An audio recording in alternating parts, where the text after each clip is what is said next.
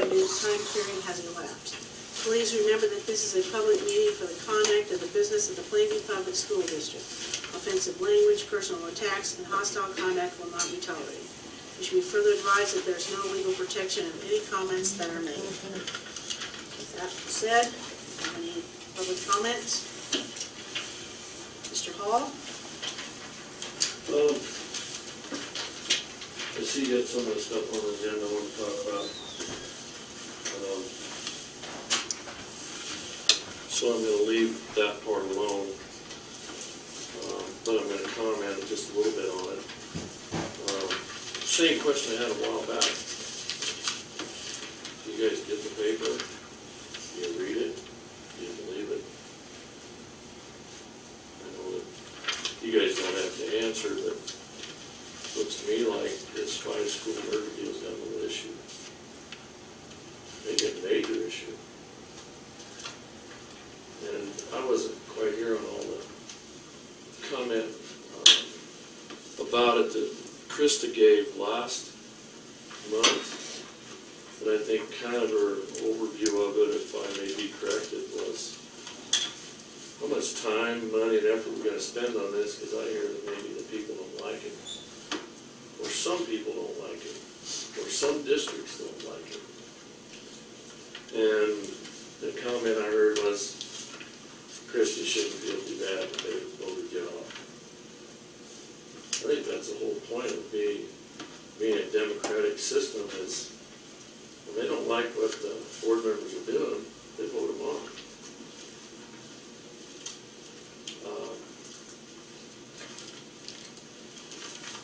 This deal right here, making the front page, I'm going to make a little bit of impression on you guys. That meeting up there in Wausau was referred to as the meeting. If you had any questions, you go up there. 500 people, 5 questions. That's a joke. In my book, you guys can put whatever you want to do. One of the opening comments by the superintendent of what I understand is the Wausau Bloomfield Public Schools was the time frame of how this thing elapsed and how it got to the night that we were at Wausau. One of his comments was, you guys must have anything better to do. Somebody else should have slapped him right there. It's the taxpayers up there concerned about what the town, their district, and their kids are going to do for the next however many years. They're concerned citizens. Until you guys start realizing that, you're going to be way off in left field for a long time. The next thing he said was, we got to the point when we went down to Pringer's for a meeting with the attorney that all the boards had approved. After the meeting, I went up to him, I said, I understood you said that. Yep, they all approved, all 3 or 4 of them had, the 5th one approved it after the meeting at Pringer's. I said, doesn't count, you lied. You guys keep doing these lies, these half-truths. Watch what you're saying there. I'm watching what I'm saying. Well, then why do you say we're lying? I said, you might have, that guy did lie. Did you ever lie? No, you haven't. You're perfect, aren't you, Doug? You know, this is a public Doug, yes, it's a public meeting. The camera's on. Yes. Did you just say we lied or not? I said, if you guys... The camera's on. Did you say we lied?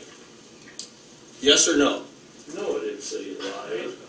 I Didn't said, he say we lied? I said, if you guys continue to say that you're transparent, and you're not, if you continue to say you know better, you're not being transparent to the public. That sounds a little better than calling us liars.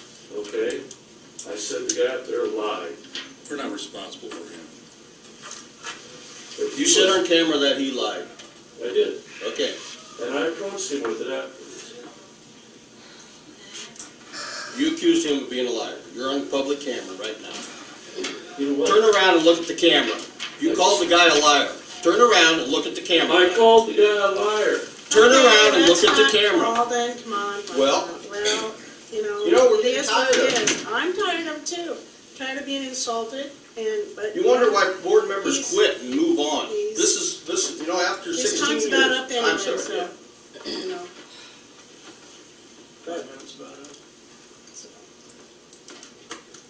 else constructive you would like to say, we're glad to hear it, otherwise your time will be up. Oh, now we're gonna narrow it down to constructive, That's Not what constructive. that's what this says. constructive. You're wasting No, time it says arguing, Doug. You want to talk about it? offensive language, personal attacks, and hostile conduct. I don't know, personal attack, maybe might have just been done, so. Oh, this is my last meeting, so Mr. Hall, please sit down. I wanna make one more comment. Okay. I've never been up here when you guys haven't interrupted me. So,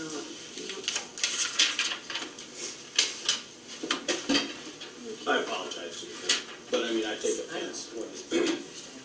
We've got a lot of good people, there's a lot of good board members in all these districts, and they put a lot of time and effort in. And the camera's on. Those people have spent, I mean, you guys have spent a tremendous amount of time. Sorry.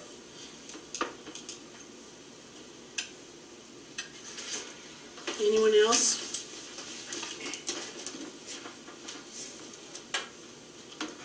Okay, seeing no one, then we'll move on to the discussion items. Review board policy 505.01.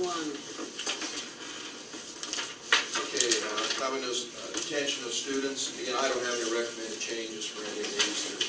Most of them are fairly standard in nature. This policy just says that we can post students in in-school suspension for disciplinary measures. In-school suspension, if you're keeping them in school, it's a different situation if it's an out-of-school suspension as far as how it's looked at legally and the standards of what you have to go through as far as notifying parents, etc.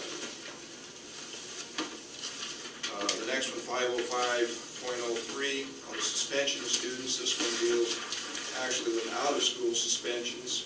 You can suspend a student up to 5 days out of school. When you do so, there's some things the principal needs to go through as far as notifying parents and that type of thing.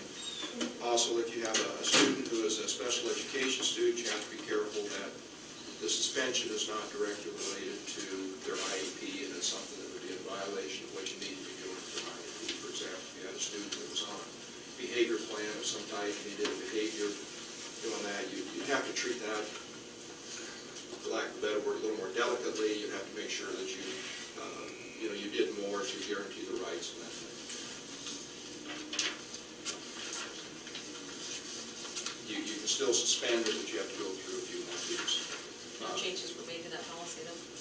I didn't think it. Okay. 505.04, the expulsion of students. The expulsion of students is actually where you basically kick a student out of school, is what it amounts to. This is what happens when it's more than a 5-day suspension. Actually, it becomes an expulsion. You can have a shorter term and a longer term expulsion. If you boot a kid out of school, then there are more things that you have to follow as far as making sure that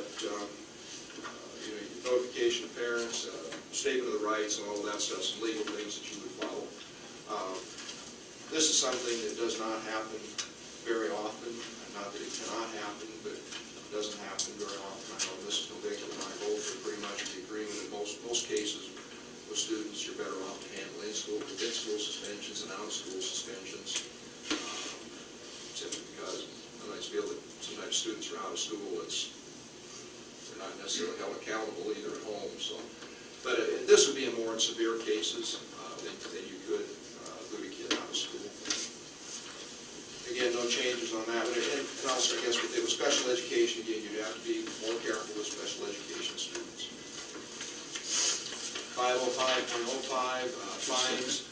On that, if we do expel a student, are we still really responsible for their education?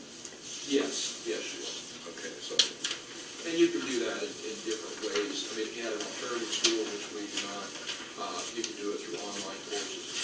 If you are students in school. And if we could find, say, a district around here in an alternative school, and if they would agree with us and place that student there, we would be responsible for their, paying for that, their transportation and everything, yes. We are technically responsible for the education of any student who lives in the district. So it's a behavior places you can place students, is that it? I mean, special ed, special education. education places, but is there behavioral places that you can place them? Well, there are behavioral places, just not any that I'm aware of around here. They have to have, I mean, if we were just to kick a kid out for behavioral that's not a special education student, we struggle to find something. I think Norfolk has an alternative ed program, but I'm not aware of them accepting students from other districts that at least I'm not aware of that. When you get into, when I was at Scribner Snyder, Logan View had it was a level 3 special education, which was behavior. They did some things with behavior students, and we actually, we contract with them. There's a place in Omaha. I would be surprised if Sioux City maybe didn't have that or something. But,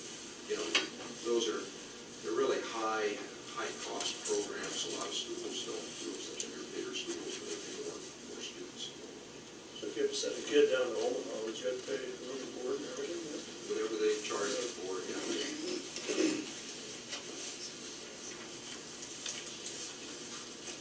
other questions? If you're going to hope you never run into. Yeah, I know. I mean, sometimes when it's older children, they're expelled to quit school or they move to somewhere else or something like that. I knew they were responsible. At the age of 16, they could quit. They could quit. No, It's 18. Is it 18 now? That's what you.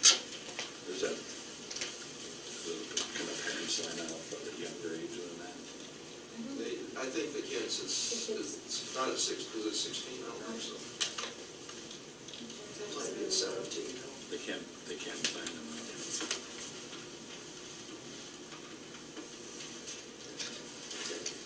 Fines for lost or damaged items, again, that's just the policy saying, if a student would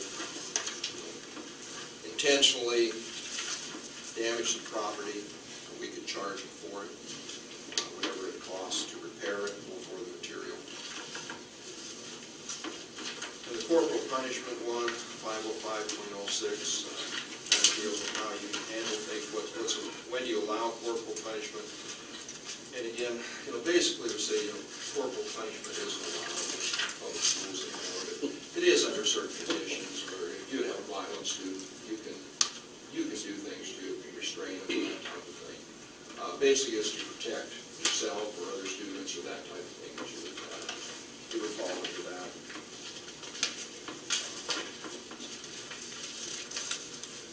And then the last policy, 505.07, kind of ties into that, is restraint and seclusion. Actually, we adopted this policy in December of 2009. It does allow you to do some physical restraint things, seclusion, where you can actually seclude a student or isolate them. Also allows for timeouts in elementary, I guess. We use timeouts and that type of thing. But again, these are for very serious types of behaviors. We have had teachers go through what's called MANT training, where they are actually trained in how to deal with a student that might be a little violent in nature, to make sure that you can restrain them without hopefully doing any, physical harm to the student or physical harm to yourself, those types of things. And again, it's not anything you deal with often, but you could. You never know when something would come up. We had some questions with one student as far as, busing, traveling in a special education van about, we talked about physical restraints. What can you do, or mechanical restraints, what you can do as far as a car seat, beyond a regular car seat. Can you do more, to physically restrain? You've got to be very careful with things like that. So.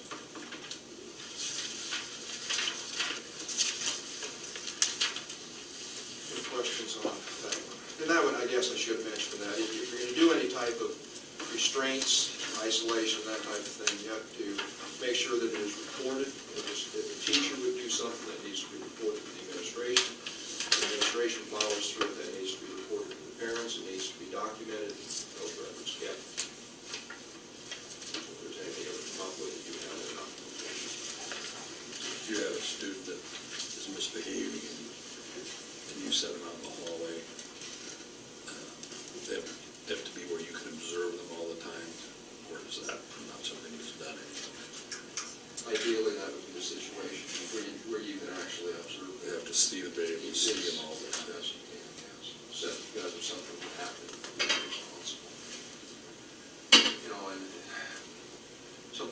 probably easier maybe for an elementary student, you can sit out on the highway. Yeah, Or well, sometimes high school kids students. that get way out of line and from the tool off. Yeah. There's a code. Yeah. Right. And that's actually on my thing for tomorrow's teachers meeting. Do not ever put kids in the hallway. You don't know what they're saying, especially if they're maybe too old to spend their day instead. So you probably don't even want kids out there working on projects like this. You want them under supervision all the time. That's good. That's good.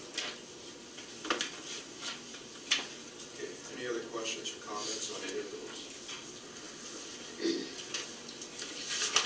The only thing I assume you better check on, since we'll have 3 new board members, if you're gonna approve these at the next meeting, you'd actually only have 3 members that would officially review them, which wouldn't be a quorum. Well, I don't think we're making any changes to Okay. these, so if somebody has some changes they want to recommend, we can always wait a month. You might wanna check on, Yeah. just for technicality. What's that? They're not on. It's not an action. We're reviewing them, we don't make any changes. Okay. Next item is Brooke Curtis report on high school opinion survey completed. Oh, wait a minute, no we didn't. Review board policy 505, restraint restriction. Yeah. We did that. And number 10 is Brooke Curtis report.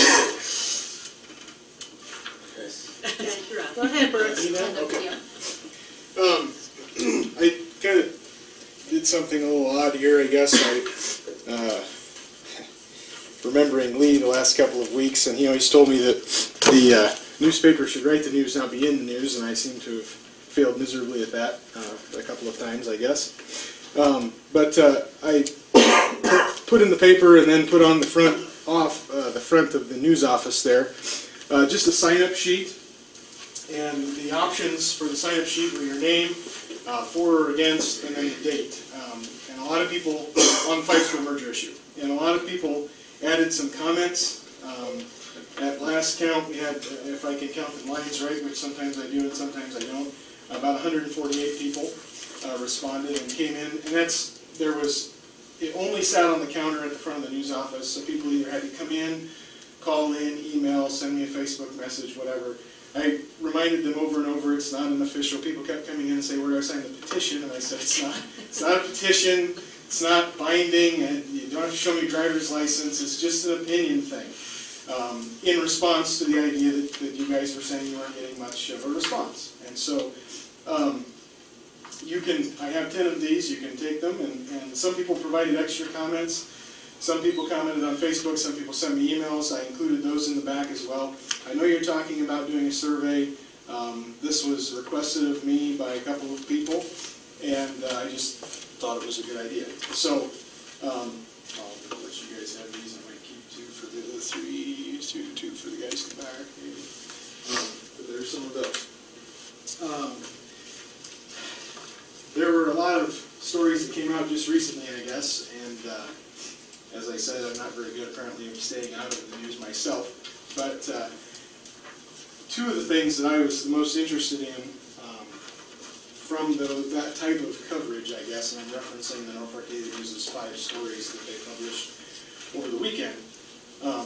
I was a little disparaged that there weren't very many people that said they would put their name on anything, and I warned everybody, if you guys want to call anybody on the list, they know. And they're ready for that. If you want to call them, you sure can. I had a number of people ask if there was somewhere else we could put it. Apparently my office is a pretty intimidating place at times. And I reminded everybody, as I remind everybody now, this is not a come debate Brooke for 5 hours on the school merger. This is just give your opinion.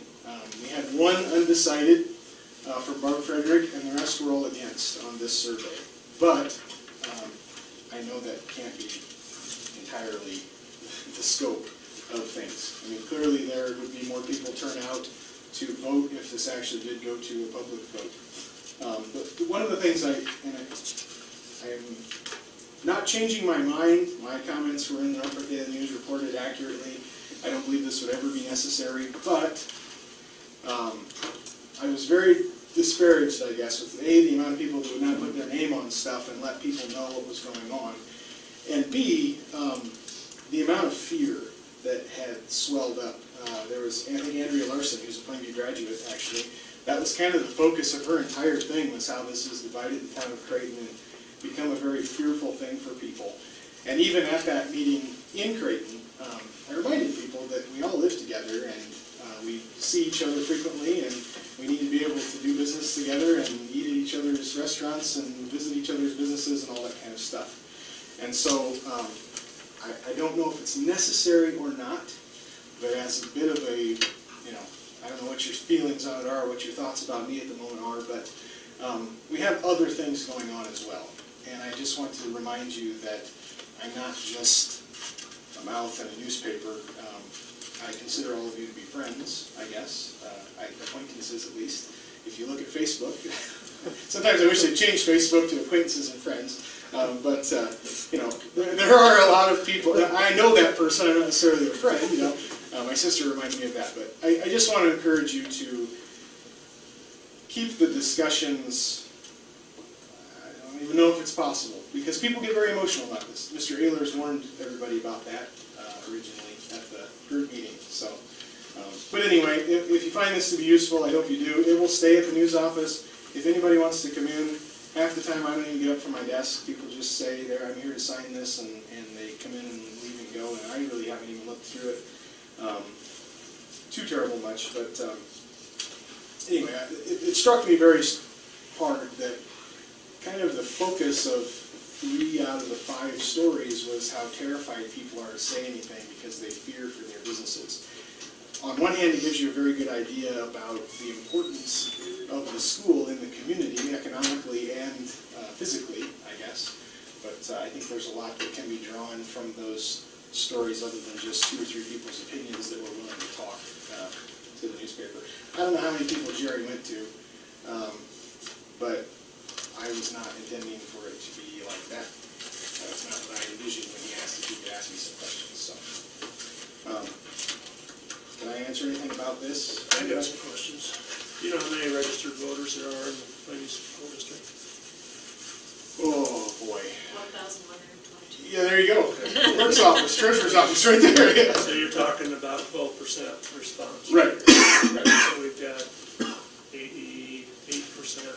Well, if you look at the last Out election, there yet that we don't know. if you look at the last election, 600 people voted for the top candidate, so that you assume that that's 600 voters that would do it. So if you go by that, 20% response. If you go by overall, 10%. I mean, voter turnout historically is around 20 to 30% most of the time, depending on what year it is.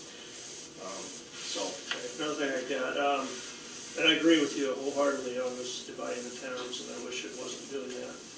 And I want to say right now that I haven't made up my mind, so don't think I'm against you or for you or any of this. But the thing I look back is a couple months ago, everybody was, do we get a vote? Do we get a vote? Who's going to make the decision? Okay, we've made the decision that people are going to get a vote, correct? We've pretty much come to that conclusion.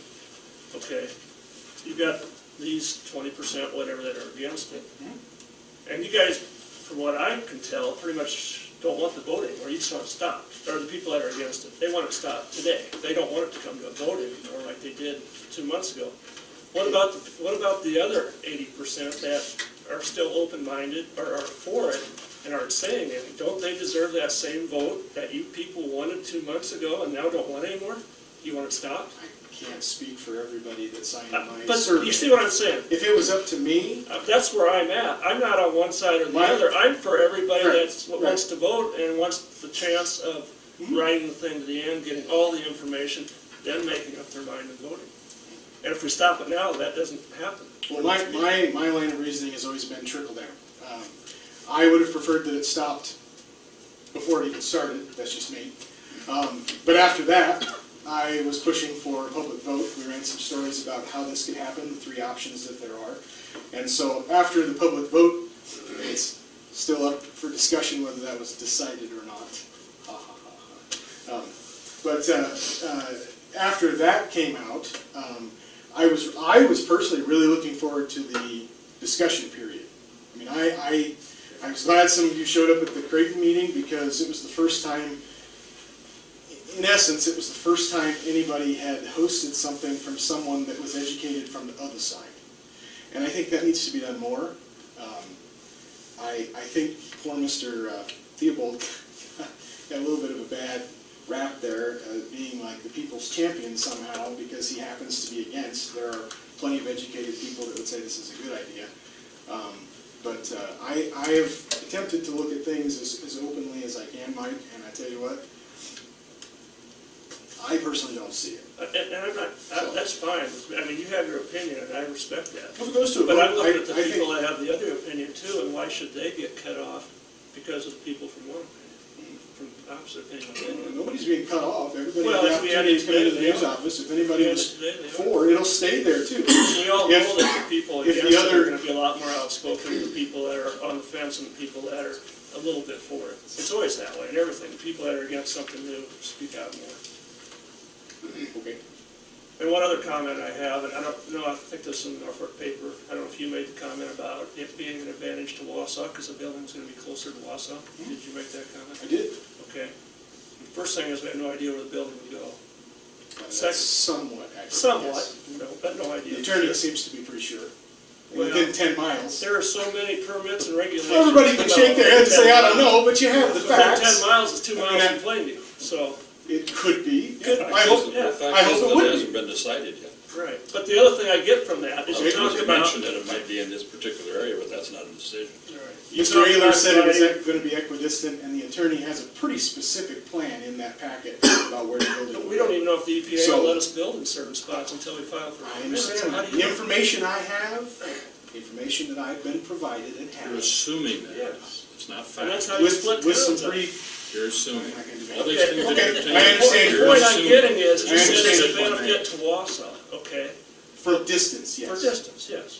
Well, that makes everybody else, they read that and say, well, yeah, it's all good for Wausau, what about the rest of us? In terms Or- of distance, yes. Right, right. Or, don't we have to take and give if we do this? Isn't every town gonna gain a little and lose a little?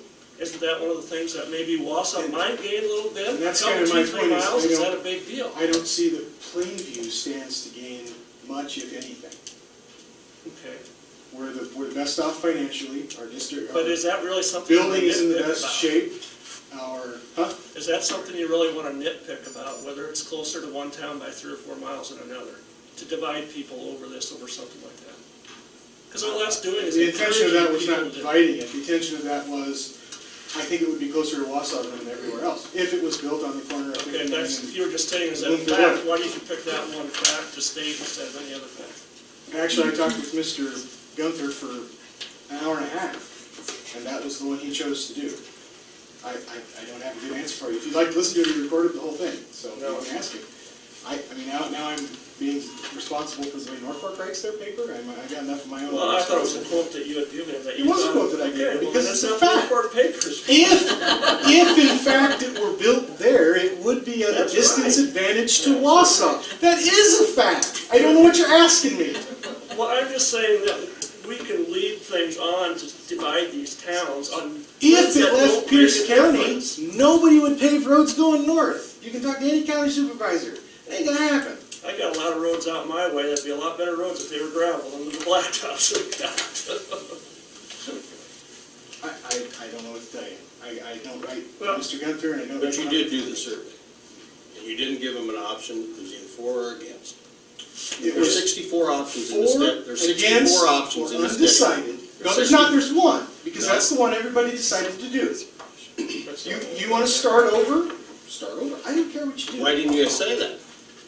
Why didn't it say that? Because the group has decided only- for the last 2 there's years only to one talk about person that really- one of 64 options. Very few people really commented one way or the other.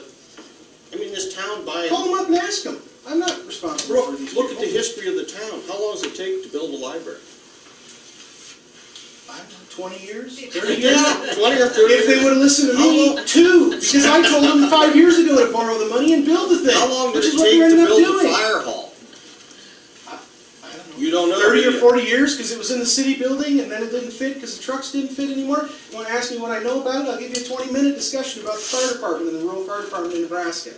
I've been through those meetings, to quote yourself. I've been to those meetings, I know what I'm talking about. Yeah, I'm just telling you. It took a long The time. history of this town is not gonna allow it change. The fire department has changed, the new library has changed. You know how many years The it's city been? office moved, that's changed, the school was added on to, the elementary was built, the north side of the elementary was built. We got an ag teacher when we didn't have one when I was in school. What are you talking about? I'm just telling you, the library deal's been going on for at least 10 years. Sure has, and we're gonna have a new one within a How year and a many half. years did it take Coleridge and Laurel to join? I don't really care. 11 years. It doesn't matter to me. How many years ago did Brunswick close? I don't know, you guys were in school. 100? You weren't even born, were you?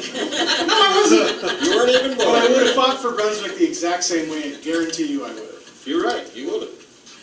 But it closed anyway. But it would have been. But it closed anyway. Have you talked with I them? don't have a very fatalistic attitude about this because I'm gonna be here for the next 50 years, God willing. I don't want Doug, this. tell him building to what leave. the taxes went up in the Neely School District. I'm not allowed to talk. A whole bunch. Hold on. Are you ready? There's no financial benefit to this, Alden. It's been said. Is that not a fact? Is that was in the information? Is that not a fact? Everybody said that. There's where we disagree.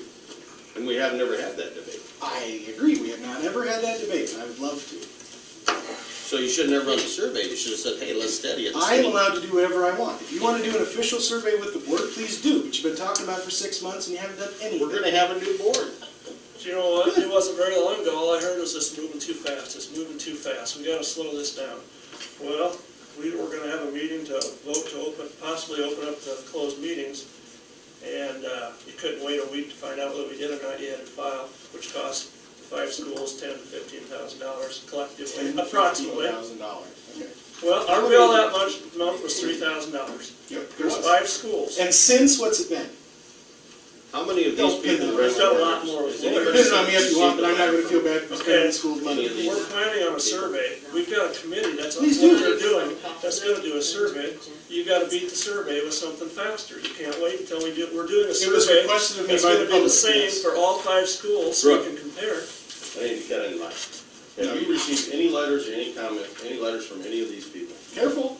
You did for me, you did for me. I have stood up here and I have told you my opinion several times. A I have letter? requested, You said a It has to be letter. in writing it now? has to be, Letter or opinion? I have come to these meetings and I have asked at least twice in this kind of a form, and I've spoken to some of you individually and I've asked for a survey. Brooke just did what the public is asking, because you guys aren't giving us enough information. I can trump that. Just one more. Lois Mosier has sent you a letter. Tell me, nobody has ever gotten any response. Lois Mosier told me in an email, and I can print it for you if you want to see it. I went She and talked sent to her. I went and talked to her letters personally. to you, and she's talked to numerous of you in her office, on the street, everywhere else. So when I hear we don't have anybody that talks to us about this, and we haven't heard any opinions, So we've gotten one letter. And one comment. Now you're gonna get a whole mailbox full of letters. I got 4 more of these, because I'm going off. No, because I've asked for phone calls and comments and. so are you complaining that you have a bunch of opinions, or are you happy? you have a It bunch would of help us. That was the I'm point. happy, It is the but point. But how You're having some come, opinions. That's what the point I is. guess I feel bad because no one has called and said, hey, I think this is crazy, stop it now. Give you an option. I've said that like 100 times. I don't know what you're But looking for. how come the public can't do that? I just. That was the point. That's what I talked about 15 minutes ago. People, for some reason, are so absolutely terrified to take on the government and specifically the school in these small towns. And I'm asking you to consider that and find out why it is and fix that. Then you won't have those problems. You laugh because you know how hard it is. It's next to impossible. But why is that? There's a division some way and for some reason, especially between the school and the public in a lot of these small towns. And they can't exist without one another. So I'm asking you, that was the point of in the other 5 stories, this is what I gleaned from that. We have to find a way of repairing that somehow, or at least making it so people feel comfortable coming here and saying something to you.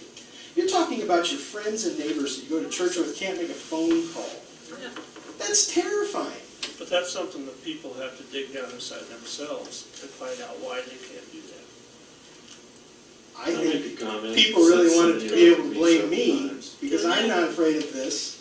And they called me, and I had tons of people come and talk to me, specifically talk to me. Did you say call your board members? Yeah. Talk to your board I'd say that members? to everybody. I've And published that 15 times. It's Yeah, all I well know and you good that you call and complain to me, but I don't vote. But on the other way, it goes the opposite way. You're the only one that comes and talks to us. You're welcome. We're getting tired of this, we don't want to talk to other people. Exactly. Go ahead, Mr. Hall. I usually tell stories, and I got lots of comments. But the story doesn't have nothing to do with the school board, but I can give you kind of background why people don't come forward. And they had a little problem with the dairy over there at Roy. The county, Antelope County, invited them in, offered to give them money. And then all of a sudden they decided they didn't like him for some reason. Brooks' dad was hired to make sure that they didn't continue on or expand. Then, in the end, they went broke. I saw the sheet, one guy got paid 27 cents. I went to most of the zoning meetings on that deal. I was there the night when the expert testimony was supposed to be there, and they were. I was there when the Tabeldi's mom was there from California. The meeting just got started in front of zoning, and Brooks' dad got up and said, I didn't get a certain piece of paper by a certain time. And I saw that expression on Mark Smith's face. He goes, the meeting was over. All those people showed up for nothing. After the thing went into bankruptcy, I spoke to Dan Huffman, which you guys know was east of town here, runs a construction company. Pretty low-key guy. Tries to get along with darn near everybody. Tries to be friendly with almost everybody. Because he's in business. He said, Doug, you know, I did that work over there. I said, Dan, you know, I saw you. He said, I didn't get paid. I said, Dan, why didn't you go to those meetings and tell Antelope County what the heck was really going on? He said, Doug, if I would have went to that meeting, voiced my opinion, there would have been 10 people the next morning would have called me up and said, don't you ever do work for me again, because he would have offended somebody that was on the opposite side he was. The problem with this deal, as I see it, is I've tried to get on the agenda. You guys won't let me. I've asked one of the items to be on the agenda was to express my feelings on how I was treated by the board. You know what the answer was? By you. It's not worth discussion or action. Now, I can give you a list, and I talked to a person this morning about how this board intimidates, and I want to call it in front of the camera bullying. That's right. So And I'm going off in front of the camera. The bully's going off. So So don't pick on the rest of them, okay? Because would you kindly just shut up while I'm talking? no, Okay, then keep talking. you don't need to be here. This is a meeting of the board. You've had your time. What's wrong, Carol? I am appalled. I really am appalled. The camera's on. I agree, Alvin. You interrupted him 2 times. I can do that because this is Can a you? public meeting for the board, not for Doug Hall and Brooke Curtis. It's a public meeting. That means all these people, anybody in the town can come and sit at your And meeting. listen. That's why I know. And That's not just listen. We have a right, No, you don't. No, you don't. we have a No, you right don't. to express an opinion. We don't. Just when you have your 5-minute say, is That that time. is- We don't have to That's give you what he was permission. doing. Let's not debate that right now because it's open meetings laws and I don't want to debate that right now with everybody.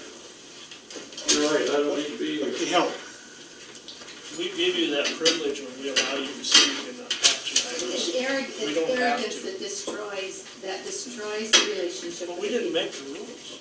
Arrogance is what destroys the If relationship. you want to debate public meetings, we can do that some other time. But I do appreciate that you did this, because it is important to know how the voters feel. Because just, you know, I know that Paul is against it, and, you know, there are certain people that you know, but you don't know the majority until we do a survey, or until, you know, like this is done. This So- isn't a scientific survey. No, it's Because not. you can't have it in your office. No. I mean, I would that's a just assume scientific survey, but meaning I didn't get enough when you have forms. volunteers come into your office, and your, yeah, or call or email. Or that's not scientific, No. because it's biased because it's in your office and you're against it. So you're gonna get people that are against it. A scientific survey, Do you want to put one at the school? Or do you I want, would like, put I one? would like to do that, but I'm, Send it out. I think this is, It's- I don't know if this Give is you as gonna be many a problem lines as you after want. next board meeting, after the January board meeting, I don't think it's gonna be a problem. And what's wrong, if we do continue, what's wrong with waiting for the survey that the committee is Right. organizing and doing officially with professional help? When I get asked to do something, I like to do it. That's the only reason I did this. I was asked to put a piece of paper on my front counter and ask people's opinions, so I did. That's fine. Now, But how much, speaking how of much are we scientific, supposed to take speaking out of of this? scientific, if I would have showed up with 204 signatures, would we be having this conversation? I don't know that all these arguments would be coming up. No, I'm just saying, What are you asking? if it was a petition, I would have walked around and had people sign it and got paid to do so, because they get paid per signature or something ridiculous. It sat in my office, I went to the senior center You can't say that once. this is a scientific, this is not, No. but you already said it wasn't a No, scientific of survey. course not. I good grief, people emailed me, I had people text me and I put them on the list. Sure. I signed it because my feeling is, I believe 5 schools is, I don't remember exactly who said it, I hope they're not here, so I don't really make them mad, but I seriously had somebody say, I got time to make 6 phone calls.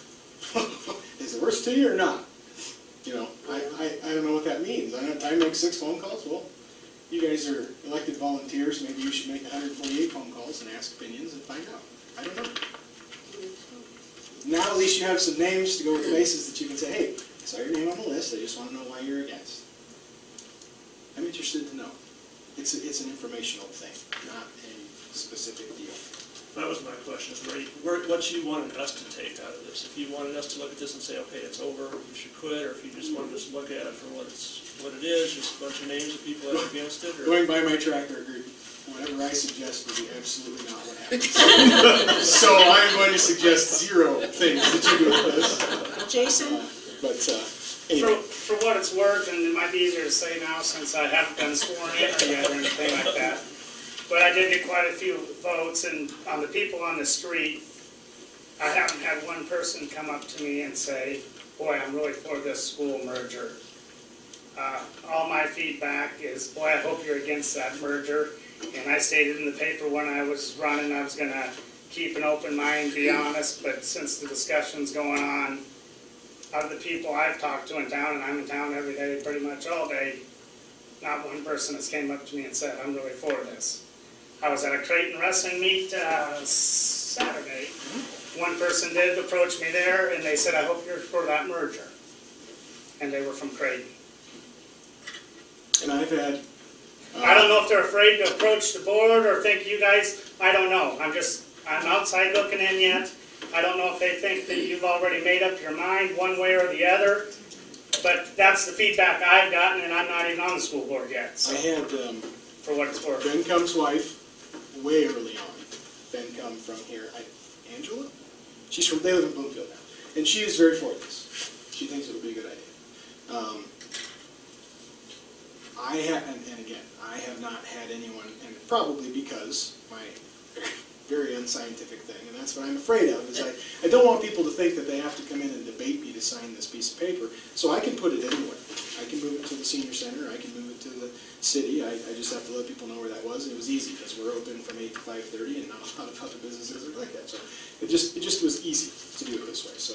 But seriously, it's not, I mean, the black writing on the top is mine, name, for, against, undecided, and the date. If you want to include comments, use as many lines as you want, that's what we told people.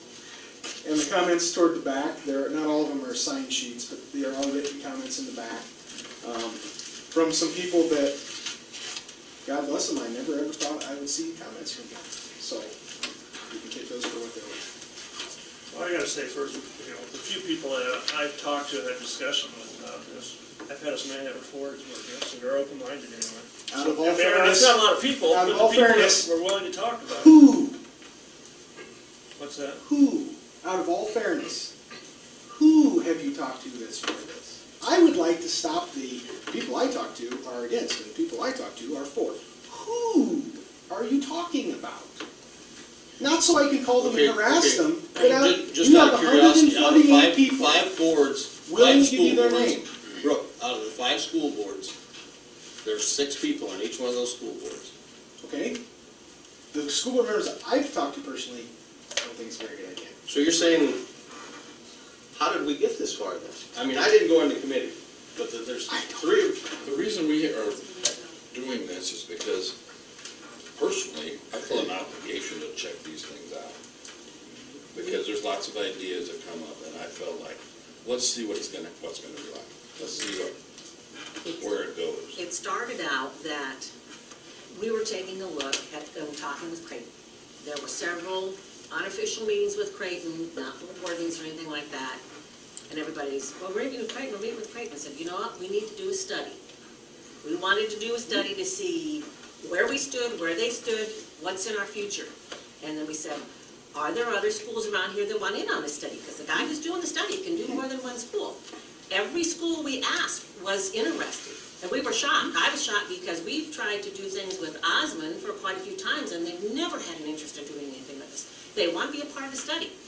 That study comes out, all the information is presented, and everybody in that study is in the same boat. We're looking at the future. We're not looking at tomorrow. We're not looking at next year. We're not looking at the next 3 years. We're looking at the future. Everybody, all those 5 schools said, we're in this same boat. That's how the discussions all got started. We didn't create, let's do this masterful thing. That wasn't even our intention. We invited people to be a part of the study because we wanted to see where we were and where we were going. We were trying to be futuristic.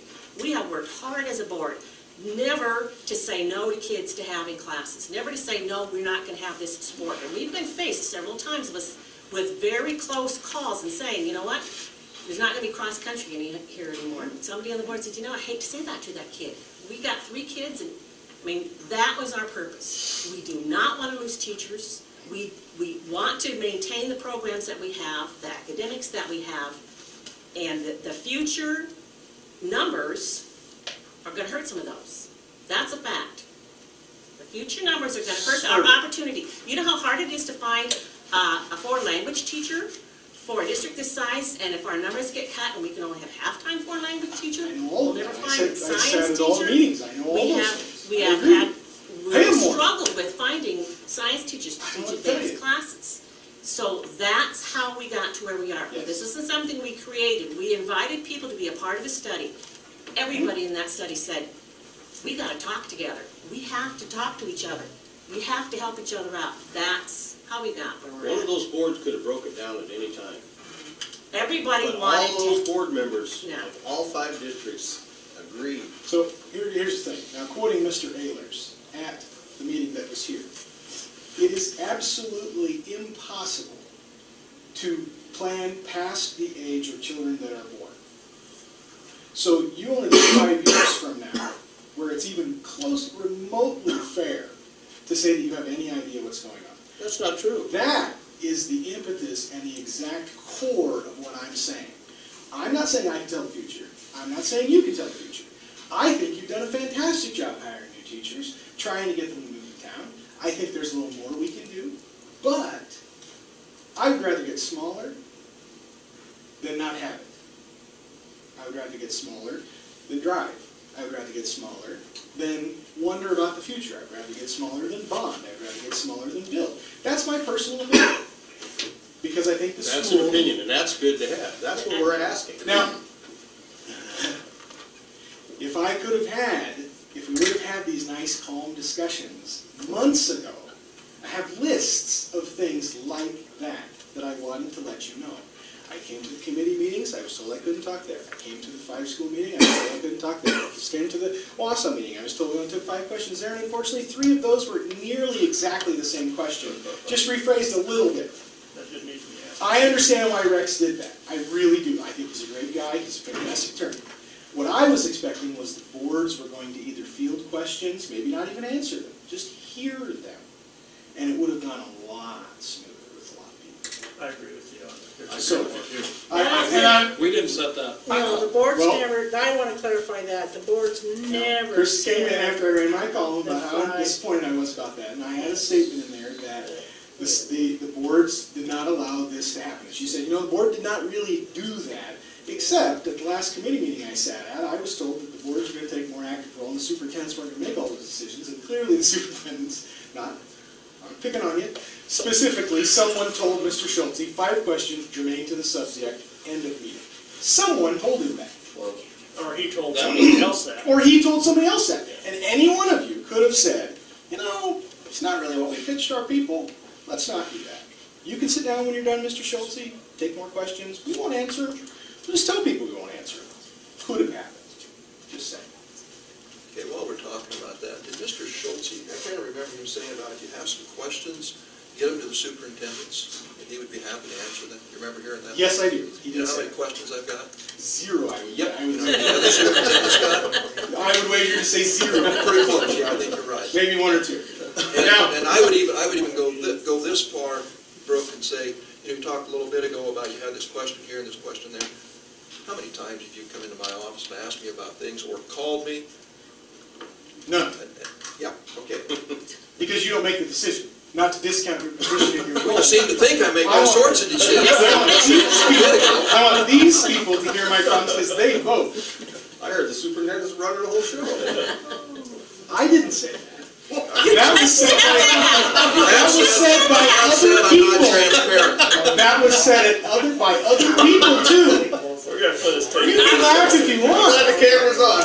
You just said that. I did not initially bring that conversation to the table. Your own board members did.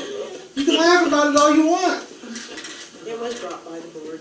Sorry. One more But you haven't person. asked me. I think that was really I've good the talked way to you you just a couple of explained that, because that is how I remember it. Yes. That you guys were talking about co-oping with Creighton, and then, but see, the general public didn't know the rest of that. The next thing we know, we're having this meeting about 5-school merger, where we all went to this meeting, and it was really low attendance. It was in March, whatever, May, April, whenever it was, the spring. And I know even then, several people stood up and asked for a survey. Just know our opinion, and you said there's not enough information, so you held us off. But no information ever came forth, again. And we waited and we waited and we waited, and I still ask. And then we were told that this meeting was gonna answer all our questions, which we've just been over. That was not, you guys did not, that was not the way it was presented to you. So I'm not saying that you're lying to us, I'm just saying, I think that's why people feel the way they feel. We've been told we're gonna have an opinion, or we're gonna have a chance to talk after you give us more information. There's no information forthcoming, but yet you've spent money, which is your job. You guys can choose to spend that money. But to the people, to the public, they're like, you don't care what we think, and you're spending the money. And you're going through with it. That's why I just think a lot of people haven't said anything. Because they feel like, even though we do say something, we've asked for our chance to say something, and you denied us, and you keep going forward and keep saying, well, you don't have enough information to make a choice yet. Well, when are you, we're not 5-year-olds, when are we gonna have enough information to make a choice? But something's confusing there, because he just said nobody's come in and talked to him, Paul. I'm confused here. But even we don't have the information, and it's going to take money to. You guys have to make money, you guys spend money to make money, I know. To do some of this stuff, but I do not have, I've asked questions about transportation, that has not even been addressed. And to me, that's huge. We haven't talked, school location has not been determined. But don't you really wanna know you say you wanna know, so I guess to me, just as yourself, as just the Plainview Board, don't you wanna know what the people here in town feel about it? Not what, And henceforth, where are the calls and where are the... I'm trying. Okay, Paul, but how can you make a decision on this when you don't even know where it's gonna be located at? Right, if it's 2 miles out of town, would that change your, probably not you, because the 5 schools are too big. The 5 schools are too big. Being in town would make a huge difference, but I'm not gonna, I don't know. So that would change things. That, I'm not gonna lie, that could change things. I would rather change it with, I get it that things might have to change. I'm not against consolidation. I don't want a 5-school merger. And I don't want to consolidate right now. Because you guys, I come from a small school, and there's even smaller schools from where I come from. Schools that we thought were gonna die when I was in school, and they are still fighting. Mr. Earl, we've had, Krista, I don't know, tried to have retreats almost every year, at least every other year. Maryland, Bob, I don't know. And that's where you'll be at again. When Jason when the new board members get on, one of the first things you probably do is have a retreat. And now we've got enough public empathy. Hopefully you people will show up at this retreat and say what you want Plainview schools to look like 5 years down the road, 2 years down the road, 10 years from down the road. Tell them what you want for offerings. Because every retreat we did before, Krista, you know, we were trying to look forward for the district. And we were trying to say, okay, what can we offer if we go down this path of less kids? And nobody still really wants, one question nobody's gonna tell me how we're gonna pay for it. And I know Brooke he seems to just think the money's gonna fall in place. But when I got on 16 years ago, the teacher's base salary was in the low 20s. And we're gonna start them out now at 33, 34,000. So if you run that math, which I know you don't do because you're a music teacher. Never. But I mean, you compare it to your employees, Brooke, you run your cost to your employees and to what the teacher's cost is gonna go up in the next 10 years. And as long as you're willing to pay your employees the same increase that the cost of the instruction is gonna go up, I think the town will survive.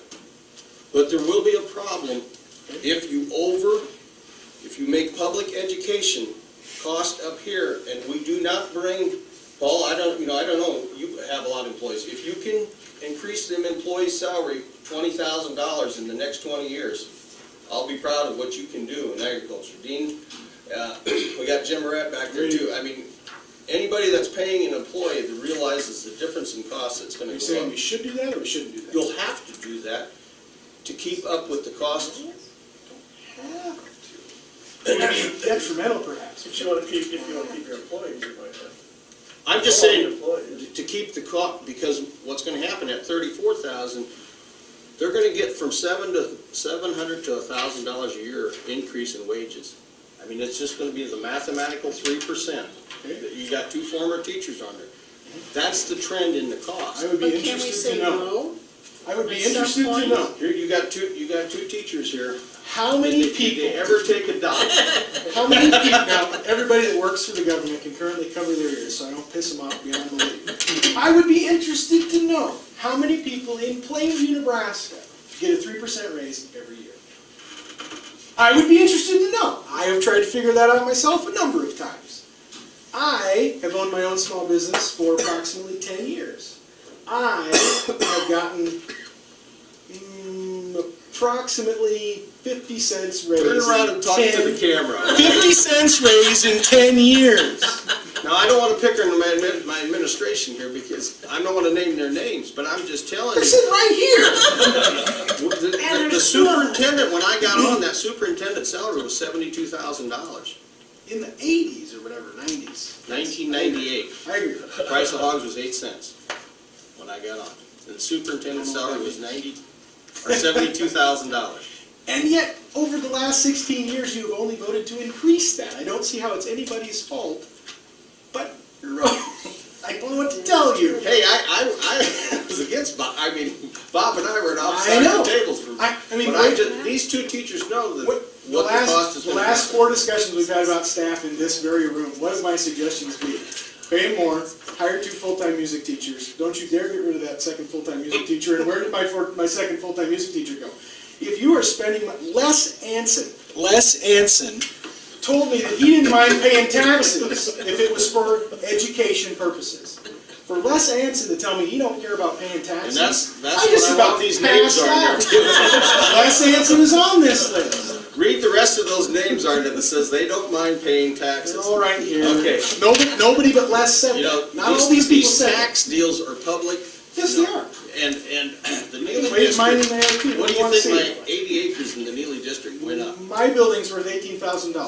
What do you think? I'm sorry you have such enormous farm awesomeness, but I don't have that. What do you think just the increase was in the Neely District on 80 acres? I don't live in Neely, I really don't care.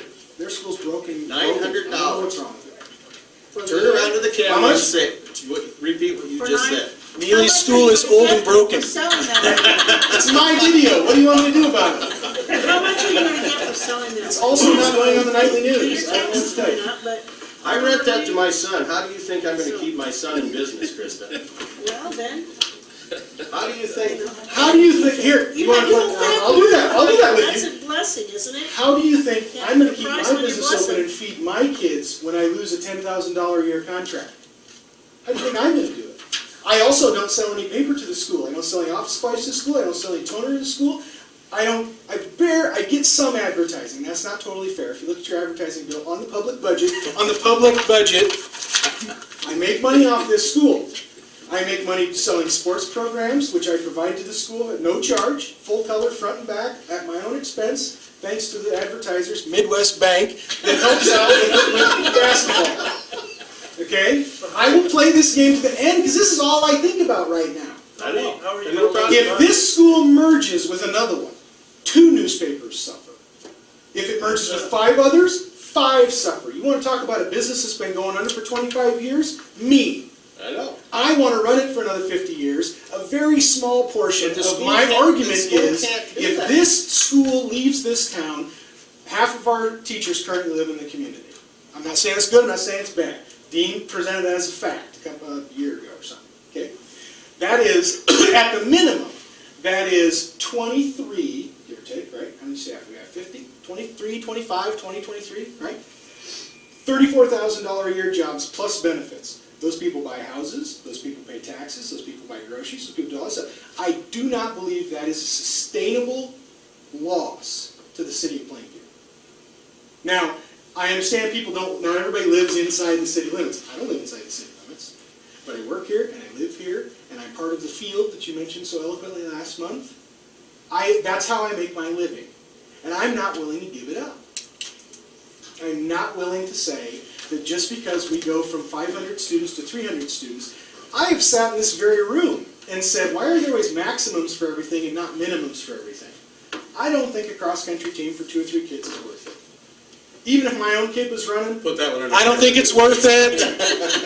Jeez Louise. So if music got down to a dozen, or what was Creighton's situation when they went to share? Music is an education They had class. 6 kids or whatever. It has to do with education. Would I you have have a a soft problem spot for that.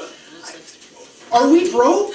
Am I missing something? Did I miss the budgets? Do we not have like $1.5 million in the bank I got a account? statement. And one of the lowest levies in the entire state? I got a statement for Paul, or not a statement, but how many times a day do you talk about five-school merger in a week's time? How many of those 7 days do you talk about it?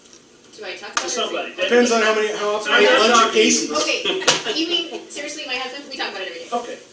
You know how many meetings we have a month? We have this meeting, and we maybe have a consolidation meeting. We don't make any decisions at a consolidation meeting. We bring the idea back to this meeting, we talk about it. Next month, it goes back to the consolidation meeting. We maybe recommend a vote on it. It goes back to this meeting. So you're talking almost 3 months on every decision before we decide on it. And you're talking about it every day. So that's the difference between you not getting the information fast enough. Because it takes us forever to get down that road. I hope to God you talk about it a lot more than we do. That's what scares me. Yeah, I'll I correct talk myself. about it every day too, but I can't make a decision. That is debatable also. Would you like to go into that one? How much more time I do only I have get? one vote. I only have one How much vote. more time do I get? Let's debate that some But more. Paula, do you understand what I'm trying to say, why the information isn't coming as But what fast? I guess I think people are, I can't speak for them. Myself, I mean, I don't doubt that you guys put a lot of time and thought and effort into that, and for that I thank you. But I feel like you as your own board should have done something for our own town, asked our own town, not what everybody else We thinks. plan on it, we just haven't gotten that far. You know, you want to do a group merger, a group survey. No, we want to have an open, I want to have an open meeting, but we got to wait until we bring our new board members in before we make that decision now. Yeah. You can't throw them, Let them come. you want to do it tomorrow night? There's nothing to do I know with they voting have on it. some, The very first but they meeting. haven't been to a lot of these It meetings. has nothing to do with voting on it. If They you can, know, what difference does it make? but they may not feel qualified to answer any questions, may or may not. It's a big difference once you're on the backside of the table, when you have to vote on something. So Paula, if we would have said yes or I no agree. to a school consolidation, and that's what we would have sent out, yes or no to school Are you in consolidation? favor or not in favor? Of a school consolidation, of any type. Yeah. You would be. Yeah, that's what I would have, I would have liked to have you had asked. And would you voted yes on this, just on any? Would I have voted yes for? Careful, because I know your phone number. Yeah. But you just said you were against consolidation. No, well, okay, I guess then, I was thinking of the merger that you were talking about. Yes, okay, I'm double talking, so you're right. If it would've came out just consolidation, maybe I would've said yes. You would've said 5-school consolidation, I would've said no. I could, We just, yeah, that's just it, we didn't know, we've been talking about survey, I've been pushing for a survey, but what's like, what are we gonna take a survey out of? You wanna Because we don't have everything, we don't that's have what's any frustrating. facts. We wanted to be able to say, are you willing to have a school here, pay this amount, have this kind of staff, this is what our curriculum is.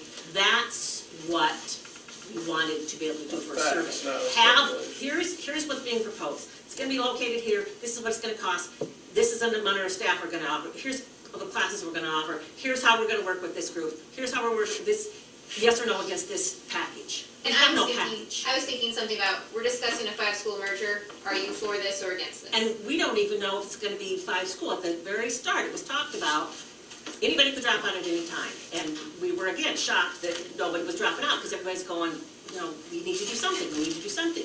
And that's why it's, Progress this far. yeah, it progressed this You would far, is assume somebody because would dropped out. we, Maybe that's absolutely, I figured at least 2 not 3 would be It's on the now. absolute fear of Mr. Ehlers' self-deprecating comment. He says, I have no idea what the education enrollment looks like after 5 or 6 years, but here's my chart. Down, down, flat line for the next 25 years at 10 students. I read the study, you all have it.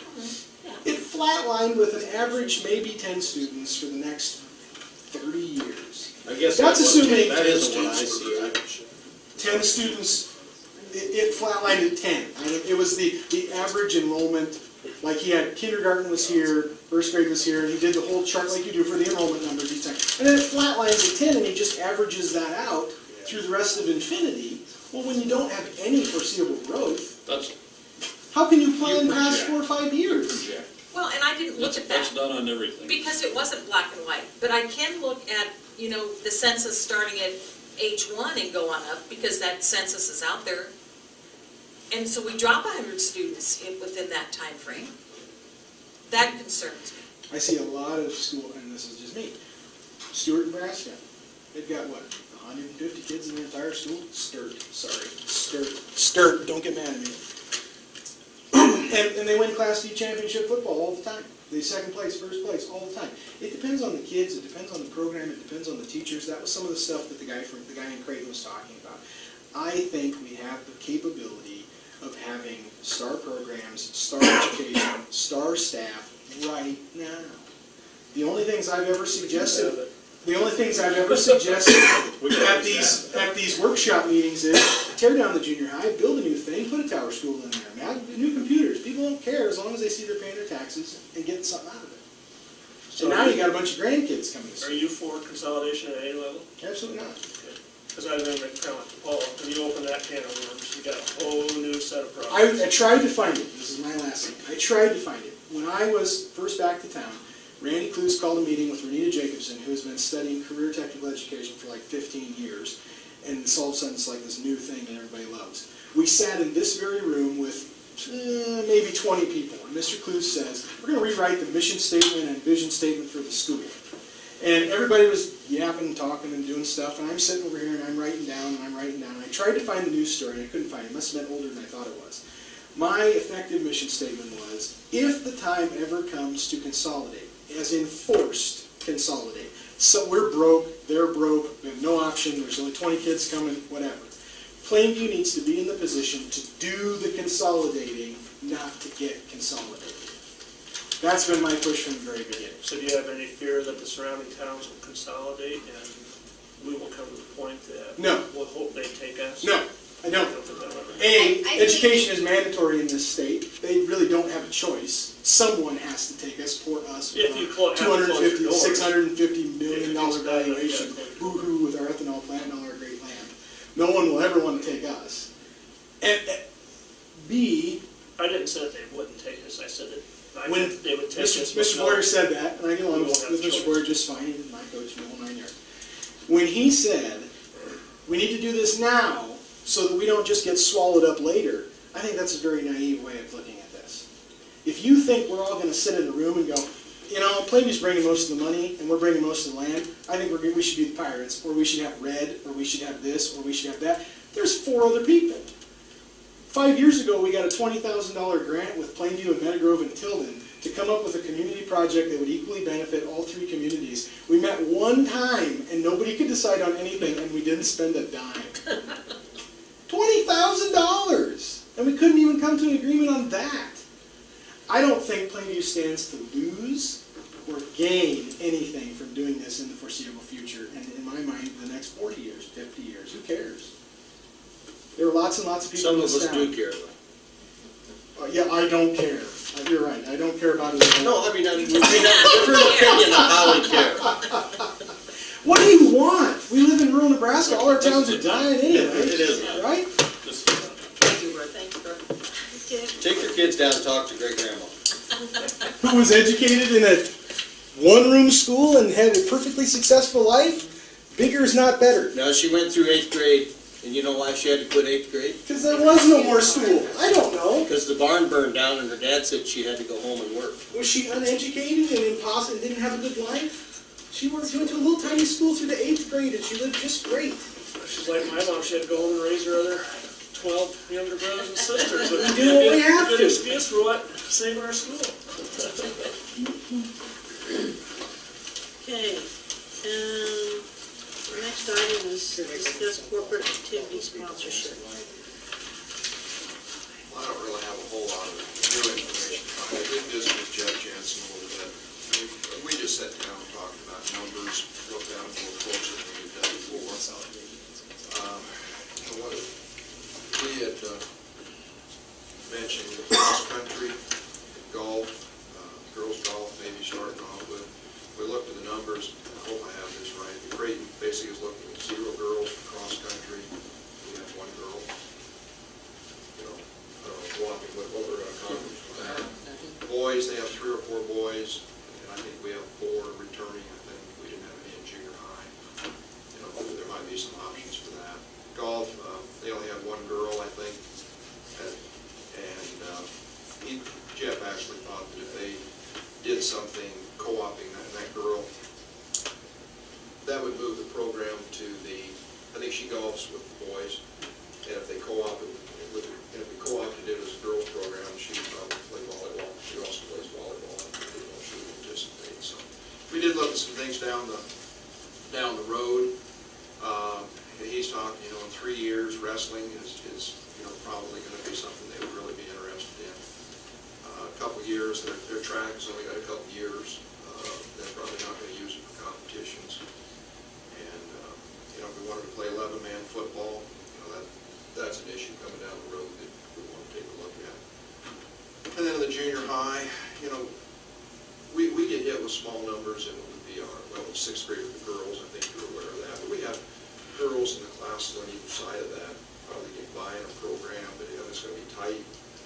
They're really looking at probably 2 years behind that. I think he said the 4th grade, but it gets up, it's probably going to be their biggest need when they get into junior high. So those are things I think we need to continue to look at. I called Mr. Ham today and asked him, and a little bit about theirs. He says, as far as cross country, I don't think they had any girls participate. I think he said they had 4 boys. And their junior high, we need to sit down and look at a little bit more numbers on that. He was trying to tell me I wasn't trying to absorb everything he was saying on the phone about how many they currently have. And I think their numbers are tight. They're able to run programs now. They got enough right now, but we'll have to look a little bit closer at those. And again, I think if we're going to do anything with either golf or cross country, and we wouldn't be doing anything, I don't think, this year. So I think it was the June meeting. We still have time, but we'll continue to talk about this and try to put more information together on this. So. Have they brought it up to their boards at all? Discussed I think both of them talked about it. I think they were. I know Jeff was going to talk about it, and I think he wasn't on top of it. So we will continue to talk about it. So if we wanted to make a decision about, say, cross-country, you said, It has to be done by the June meeting as far as getting it approved by the NSA. So we have, Yeah. some of those things, you wonder if the numbers are valid, because if there was only 1 girl on football, they found out that there was going to be a girls program in the spring or in the fall, might be Or more more girls girls that say that they come out wanted to for go, it, because yeah. now they know there'd be a team, so you never know on those things. And you can also can't look at, okay, what's gonna be next year? This is gonna be a long-term deal, you know, you've got to build the program. Maybe we need to have a junior high program and all those Yeah, kind of things. start giving them. And they're teenagers, they change their minds. Okay.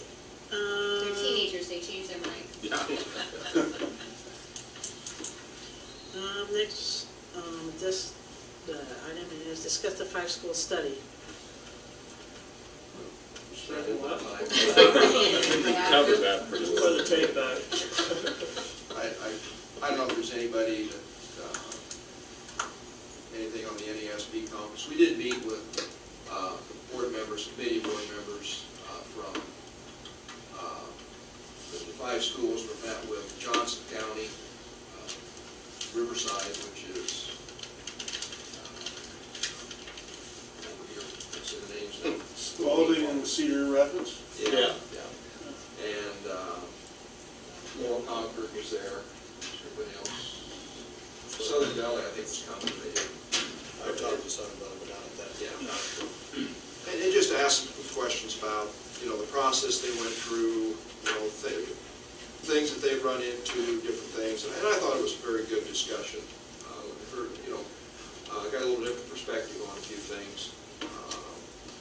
And I think the one thing with it, we realized, you know, and we knew that going into it, that each one of them was really coming from a different perspective in what brought them to the actual merger. You know, in Johnson County, one of the schools was looking at their second year or second override, and they stood a chance of losing land, that type of thing. So that kind of forced that one. Laurel Concord, they've been in a sharing program with Coleridge for, 10 or 11 years, and that was really kind of an easy transition for them when you stop and look at it. Riverside, theirs, I think, was really a facility issue. They said they needed to do something in some facilities and then numbers. So I think looking at those different things. So most of them were like desperate need for one district or the other. What's that? So it was desperate need, except for Coleridge, that they've been looking at it for 10 years. They're just different circumstances. Johnson Brock and Nemaha. Yeah, it was Nemaha Valley. Is that one district? No, not Johnson Brock. It was Tecumseh and Nemaha. Because the one district was definitely in trouble. I mean, they were gonna have to do something. And, you know, the other district just compromised and said, hey, and then, you know, he covered some stuff in there, because we talked about, well, what if these kids leave this district or whatever, and they said that, well, one basketball game, there was 9 players on that were originally in the school, but that was a logistic thing where they all happened to live on that edge of the district, and it was natural for them to go to a different school, you know, so they weren't in the school, but after time is gone, you know, yeah, the numbers are back again. So you're gonna deal with that. Comment they made, Laurel, and maybe this is the board superintendent speaking for the parents. They bring their kids into Coleridge, feed them breakfast. They have a middle school at Coleridge. Yeah, they bring all the kids into Coleridge or Laurel. They feed them breakfast, and they put them back on a bus if they go to the other school. And that first day they put them on the bus, they said it was a pretty sad day. The parents were all there with them. Those 5-year or 5th graders get on that bus to go to college. But they said once they got into it, they feel that it's working really good. So, not that I want to get down to busing 5th graders, that's not what I'm saying, but I'm just saying it there. I think the other thing on this topic is, there was some discussion or question about holding a town hall meeting and not doing it. We want to come back to that, look at that, want to look at a time. I think Creighton's having one. It's 17th. I'd like to have one. I guess I'd like to have you guys' opinions that are coming on, if you have any preference. If you're ready to sit in front of them in the first meeting or the first month, or What do you guys think about it? Make any difference? I can sit there and be quiet. One of the Creighton board members asked me about, the feasibility, or the survey or whatever, I guess, and I said, well, we hadn't made a decision. I said, and again, that's back to, it's a new board and you three are, they'll have to make a decision. I mean, but you might have to sit down with these guys for a couple meetings and just say, because I know you live in the community, but you don't, I don't know if you got a chance to go to the new school board orientation in Norfolk or not. If you did, good, but I mean, there's a lot of things in here that are hard to communicate and people don't understand. I mean, there's a lot of things that go on in the school system that the public just takes for granted. I mean, unless you're at a board meeting every month, and besides that, all of the other information that comes across, you don't understand all the workings of it. So it gets overwhelming. Anyway, you might need to do a study with, a retreat within yourselves. But that's, handle it however. So we just want to hold off on, so have to proceed. I think so.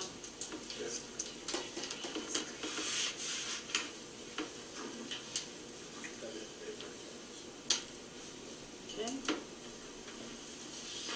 Next item is discuss the Plainview Public School Foundation.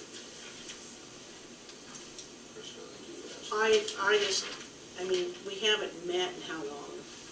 I mean, is it? But I don't think we met all last year. Yeah. We had a hard time getting together. We haven't met this year. I mean, is this something that we want to continue to do? You got a list of names here now. Or take that money out and use it for something? I mean, we'd have to ask the board, but, I mean, take that, I think, what is there, $600 in there? We've been going, how many years? 4 years? And we knew when that started that it wasn't going to be a big fundraising thing. What you got to hope with that is at some point you got a donor someplace that has maybe substantial that's amount true. of money. And I guess my perspective is we need to meet and then see, probably keep it together. Is there any tax advantage by having that foundation? Because if people donate money to the school in general, that's still tax deductible. Oh, yeah. It's a 401, 501, or. So there is a different tax. Yeah, it's a tax deductible. So but you can do that by just donating to the school anyway, can't you? No, but Bob, actually, the deal is, many schools have estates given to them, and, It goes through the it was prompted, like Cayman's got a large foundation, that's just. So that they run that money, they take care of Yeah. distributing that money. Yeah. Again, I'm so excited about this list of names. People support the school because we should have all kinds of funds coming into a foundation. I mean, if the school's that important, that they'll sign it, and, that needs to be printed out in the paper that it. Camera's right there. Yeah, the camera's right there. Please, donate to the foundation because it does make it easy to keep a economic school going, in my opinion. But you could have thousands, basically if you've got it in place, somebody could leave land or whatever to the foundation. You don't want it to go into the general. Well, I mainly just wanted to bring it up. Yeah, So no, let that's good. people know that we Yep. still have it, we're still doing something with it. Our library foundation has to meet once a year by our bylaws, so you That's- should yep. probably check with that. We have to meet once a year, and then, of course, ours is very active right now, but I envision once this library is built, ours is gonna turn into yours, just being there so that somebody could donate money to it, and you would be able to use it. Once or twice. Yeah. But just an example of something might happen, the Scribner, I don't know if you've read this in the paper, it hasn't necessarily been a positive thing. They had a gentleman leave, started off being about $1.5 million, now I think it's close to $3 million off of his estate. Yeah. That at one point, 20-some years ago, decided he would leave some money to the town. Well, he also had some stipulations how it was gonna be spent, now they're arguing about, how that's gonna be done. You never know when somebody's gonna do Right, something exactly. like that, is the point. Okay. You need to put these Yeah, names so on your that- mailing that- address. Print 'em off. $10, $20, $30 Separate a entity piece. from the school, so if the money goes in there, that's not included in your funds that the school has and all Right. that, so. Because otherwise it's under the spending limits and all that kind of Yep. stuff. This way they can spend things that are outside of that. Exactly. One big thing, I think, We did was it curtains? We did all those. It has nothing to do with the school budget. So that's why, yeah, I was just trying to justify why we had it. I wanna put theater seating in this. I showed him the seats I wanted. Because I really would like to see that, continue. My point is that I think it's gotten to where most people don't even know about it anymore. No, it's a good point, you brought it up. Thanks. Next, I guess our action item is approved purchase of clown cash for staff. The board usually does this, I assume you'd like to do it again for holiday season. What, we get $10? $10 from each. I make a motion to approve giving $10 of clown cash to each district staff member for Christmas. I'll second. Okay, we move in second, roll call. Olin, Yes. Mike. Yes. Marilyn. Yes. Bob. Yeah. Myself, yes. Vicki. Yes. Next item, discuss and approve repairs to track. We talked a little bit about this last month. We did have a person come out and look at the track. We're getting some cracks, especially on these southeast curve, just kind of weathering things. I'm afraid if we wait too long to do anything, as moisture goes underneath that, it's going to cause more and more problems. We are hosting the Lewis and Clark track meet, conference track meet this year. Possibly would like to, get it repaired. I'm not saying we can't run on it now, but I think that if we wait, we're not going to really benefit anything by it. Probably in the next 2 or 3 years, we're probably going to have to go back and do a resurfacing like we did here about 5 years ago. But I think it would be a good move to go ahead and do this. And that'll be my recommendation. I did talk to a company at School Boards Association and asked them about it. They haven't got back to me yet, but one of their comments was that, well, they could send us a kit and we could do it. We could do the repairs on our own. And I think to myself right then and there, I'm not too sure would necessarily be in the best interest of the track either. So. Can they do it at this time of year? The Well, cold isn't. what I wanted to do is, the reason I put it on here is I'd like to be able to contact them, say, get us on your work schedule. Okay.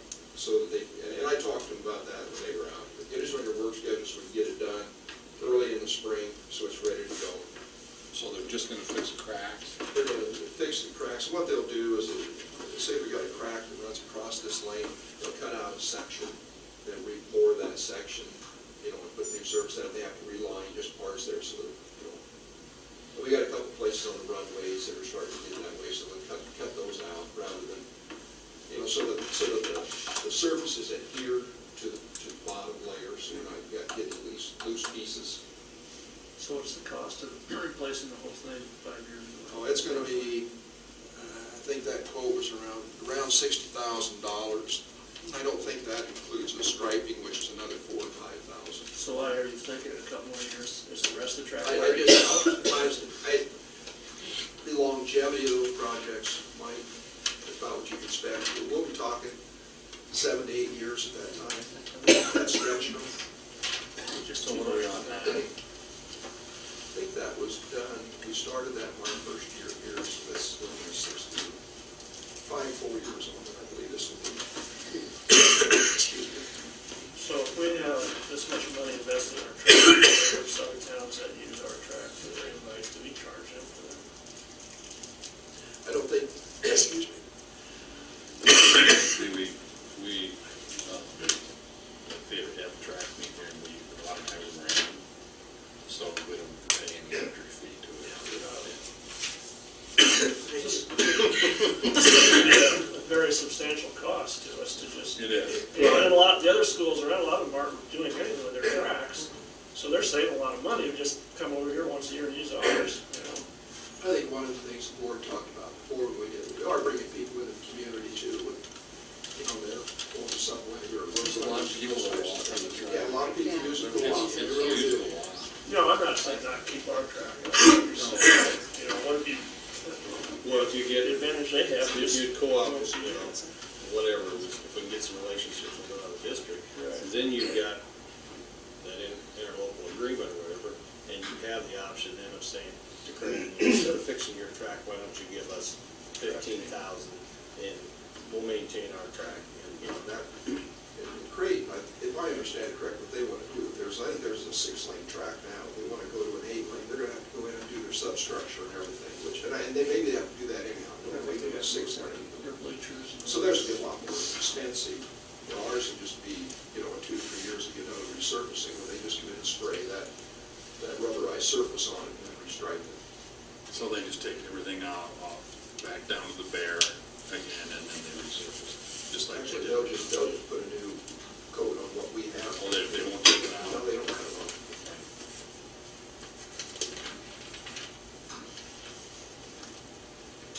It just seems expensive, but. No, that's about what it was. I was thinking on an appreciable basis, 10 to 15,000 a year is what we average upkeeping the track. $9,445. And this is the company that did the work on it last. Did we get any other bids, or was it her? That's the only one I got. I guess you bet, because they were the ones that did it. I make a motion to approve ProTrack tennis repair, to repair the track for a cost of $9,445. Second. Any motion's been moved and seconded. Alden, Yes. Mike, Yes. Marilyn, Yes. Bob, Yes. myself, Vicki. Yes. Activity Director's Report.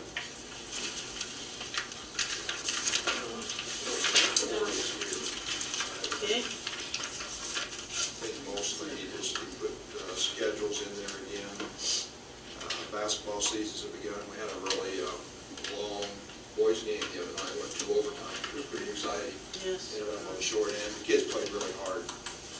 Wrestling began, I think, that was Blackman, I think they won the great invitational the other day. And the girls have 2 wins now. And the junior high, they started practices. I guess the other thing you put down there is the NSAA moratorium, December 24th to 28th. That's the time when basically we can't have any kids in the building or anything. Junior high Christmas program is tomorrow night at 7:30. One acts for districts last, was that Tuesday, I think? Tuesday. We didn't place, we had some kids, I think, with some individual awards. Is there a reason in the junior high basketball schedule that we're going to Laurel twice in 5 days, one time with the junior high girls and the next time with the junior high boys? And then again with Pierce about 2 weeks apart? Why aren't they Some going of to them are play the before, same and some of night? them are after. The girls play before, and some play after. Before and after? Like with wrestling, they're, Oh. they do before and then some end their season. And we're just finished. 5 days apart. And it's in Coleridge, so don't drive the wall, been there. That's why I take you to it. Well, Apparently, we don't even have like one duel in wrestling anymore. Didn't they always have one? Got duel? 2 of them. We'll have a duel with Pierce, and we have one with Madison. I think that's tomorrow Thursday. night, I believe. Thursday. Thursday. Oh, I missed it. That's right, Christmas program's tomorrow night, so I think it's Thursday night, that was the, that's the, Madison duel.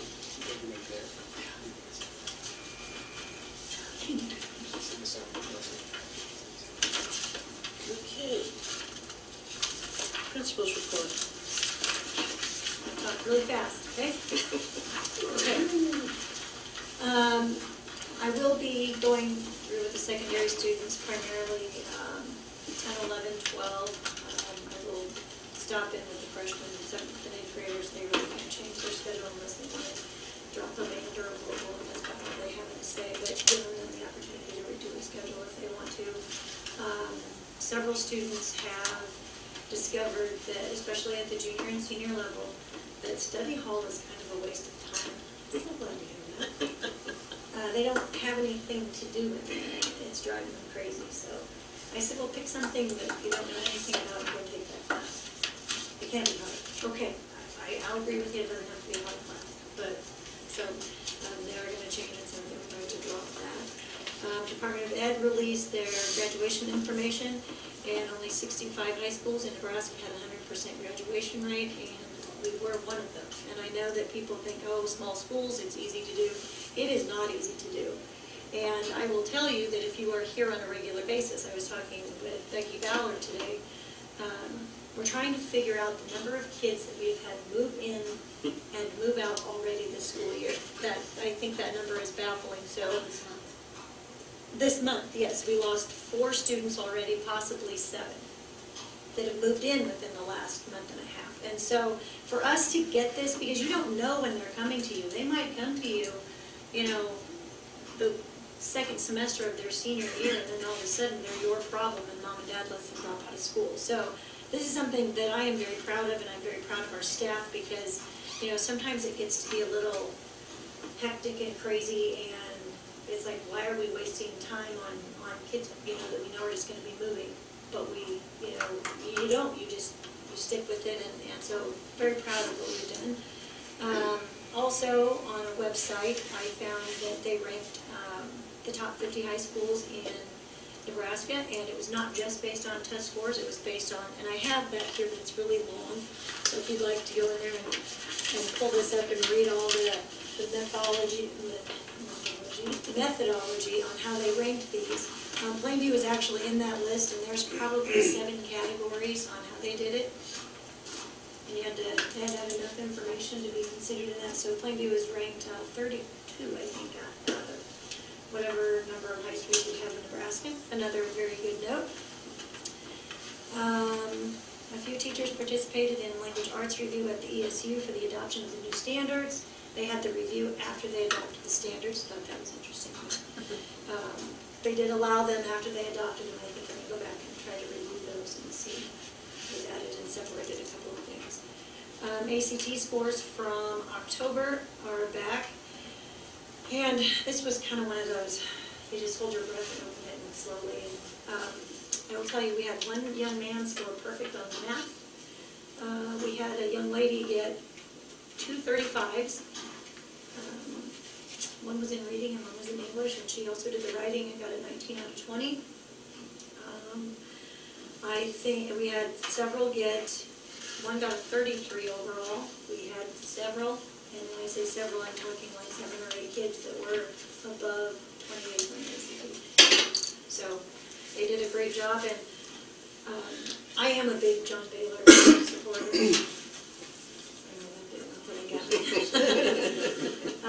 They do the homework, they go in there, they do that, he does those little, we had one girl raise her score 4 points, and she went in and did some things on her own. On his website, you can go in and do 15-minute segments of practice and do stuff every time you go in and do it, just to get her over nervousness. And we have some that just, the time is going to go. I mean, like, you can't get over that time hump. You tell them you have 9 minutes of reading the message, and it takes them 20 minutes to do one. They're not going to finish. He scored well, but, you know, I feel bad because of that. But we did very well in the ACT. Our students and staff need to be commended for that. I also had the privilege of attending a mental health and behavioral meeting up at the, no, it was not for me. Did you see that? Yeah. Okay. It was at the old bank put on by our hospital, and it was about what we can do to better serve community members and students, and I was there obviously for the benefit of my students. I did tell them that they could tell me to be quiet at any point, because this is something that I think and feel very strongly about, that we don't do enough to help kids. We have students in our building right now, I can name 5 that need assistance and can't get it because they either have no insurance, nobody can get them to where they need to go. They haven't done anything bad enough yet. That's kind of like putting the mean dog out there and waiting for it to bite somebody and tear them up before we do anything. So I thought it was very good. Hopefully we will get something out of that. A lady from Region 4 had contacted me, which is a little closer because we sent a student to Lincoln and they returned them back to us and didn't do anything bad enough. So I feel for the families that go through this, and it was brought up that the elderly face this as well, and same circumstances, no money, no insurance, nobody to get in there. You know, nobody wants to go see a psychiatrist because that has the stigma that goes with it. And so it was a very good meeting, and hopefully that one will go somewhere. FCCLA returned from clusters. All of their information was already in the newspaper. FFA, which I do report on every month, if I get the information. They went to LSE district leadership on the 5th. Now, he hand wrote these notes to me right after school. All I can tell you is that, wow, he has very bad handwriting. He knows it, it's not a secret, he's supposed to type everything. Because I can go by misspelled names. We had some FFA champions, Nathan Schoep, natural resource speaking. I do believe this is Carissa Wacker. I don't know what that first part is, but ag literacy, Becca Comment. Something discovery speaking, and then something people in ag presentation. Can't wait to read that. Don't put that in the next place. High Blue, 4th or 5th, Elizabeth Comment in Creed, Caitlin Hart in Extemp, Austin Choate in Junior Public. I don't know what this one means. Jordan Anderson, 2nd place. Doesn't say in what, but yet may qualify, depending on a rule interpretation. So, that's what I know. 1X season is over. The students and Mrs. Hahn and Mrs. Wacker. 6 o'clock practice time. Did well in all the competitions. Finished the season with districts. I think Mr. Frederick talked about that. Crofton was the winner of our district. A little amazing that Crofton is going all the way to Ainsworth to go to District 1. National Honor Society inductions took place on November 20th. We inducted 5 students: Jason Goose, Carissa Eichberger, William Pellets, Nathan Schoep, and Trevor Ball. Veterans Day program was a great success. The Legion and the members do an excellent job of putting that on. And I will tell you, I had to always plan that thing when I was at Dodge, so it's really nice to just get to go and watch and watch what they do. So they do a really good job. Colin Wright and Cameron Nelson won the essay contest, and both had to give their speech that day. Bloodmobile was here December 4th. I don't really go in there, so I can't tell you how it went. Don't need to see it, don't want to see it. Probably pass out if I did. And the elementary Christmas program was December 2nd. Did get to see that. It was cute. She attempted her first entire school play, and I thought it was kind of cute. It was this little Santa Claus pirate thing. Mr. Clement sang. He has a great voice if you don't sing. So well done by Mrs. Hahn, and tomorrow night is the secondary.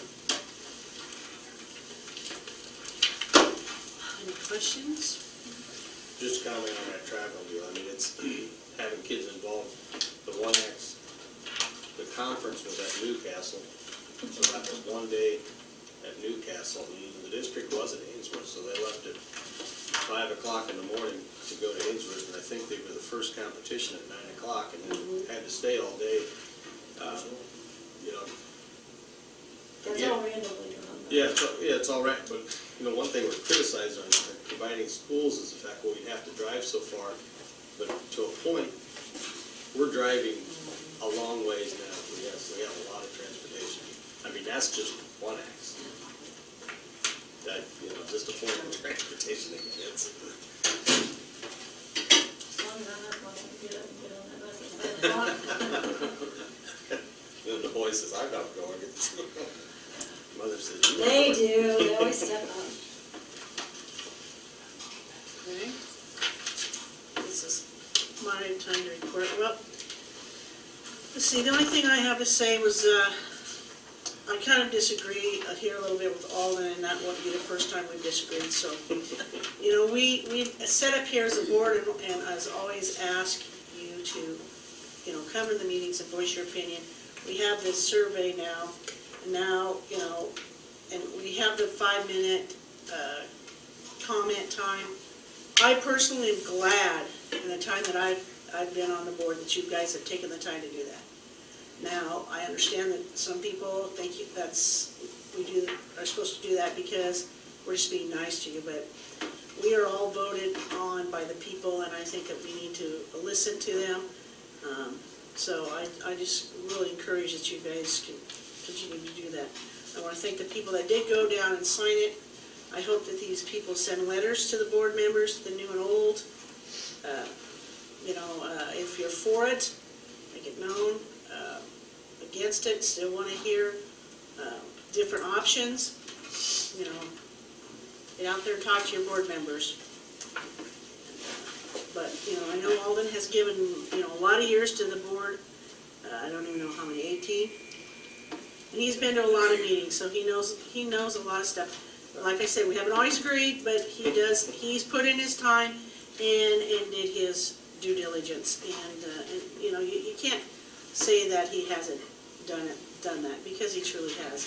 And Marilyn's the same way. She'll be going off, and she's been a great asset as far as, you know, curriculums and activities. And I just want to say, it's been an honor to be able to serve with these people. And Imogene, you hold us together, even though you won't put my book together. You hold that office together, and you know, a lot of ups and downs, and we come to you for a lot of stuff. And I just want to, you know, once again say thank you for your hard work. Krista, I just want to say I'm glad you don't always agree. I like to hear both sides. I mean, it's good that we hear. If we all agree, why are we here? You know, we got to hear both sides, and I'm glad.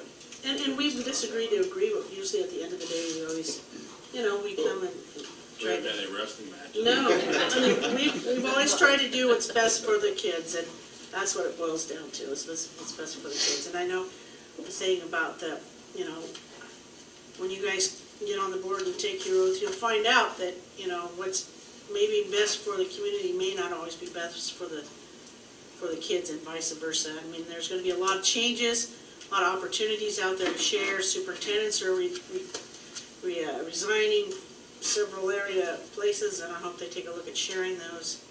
Because like Laurel Coleridge, whatever that was over there, you know, they started out sharing, and then that just kind of all worked together and fell in place there. So, you know, that might be a good place to start to look.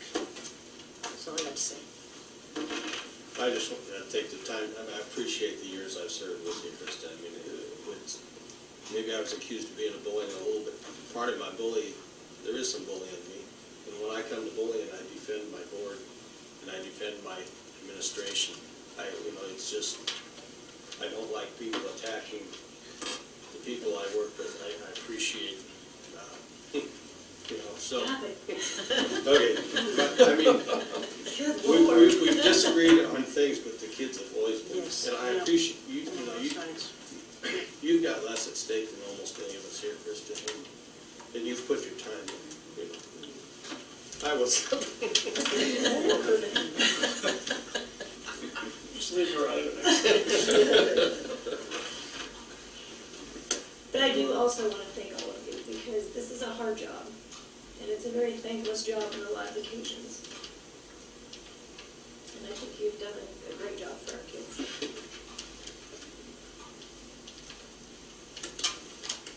Anyone else? Okay. Yes, Mr. And I can start off with the same thing. And I do want to thank the 3 board members going off. You've been great board members, you've done a lot for the school, and really appreciate that. We were talking a little bit before the meeting started, and you read very closely information on the first page in the board packet about the change next month. I'm going to try and find out a little bit more about how we will handle that, and I will get that information out to you. I was a little surprised when we got that information from the NASB attorney about how that's supposed to work, so I'll try and find that out. But we do appreciate it, and thank you for all your service. And the point I'd like to make to the people in the public on the 5-school thing, these board members have put a lot of time in on the 5-school thing, and their discussions and what they've talked about has been for kids. That's what it's all been about. What opportunities can we provide for kids? It hasn't been about trying to save money or things like that. It's looking down the road, what opportunities are available for kids, what we do for kids to make it better for kids, and that's really the focus of what it's been about. So with that, my thank yous, I'll move on. Just a couple of items, and these are just warnings, I guess, money warnings. The first one on there, I had a gentleman here that usually they do our gym floor, kind of sand it down, rough it up a little bit of new varnish coat on it every year. They also do complete sandings, after we did the floor, they Tartan gym.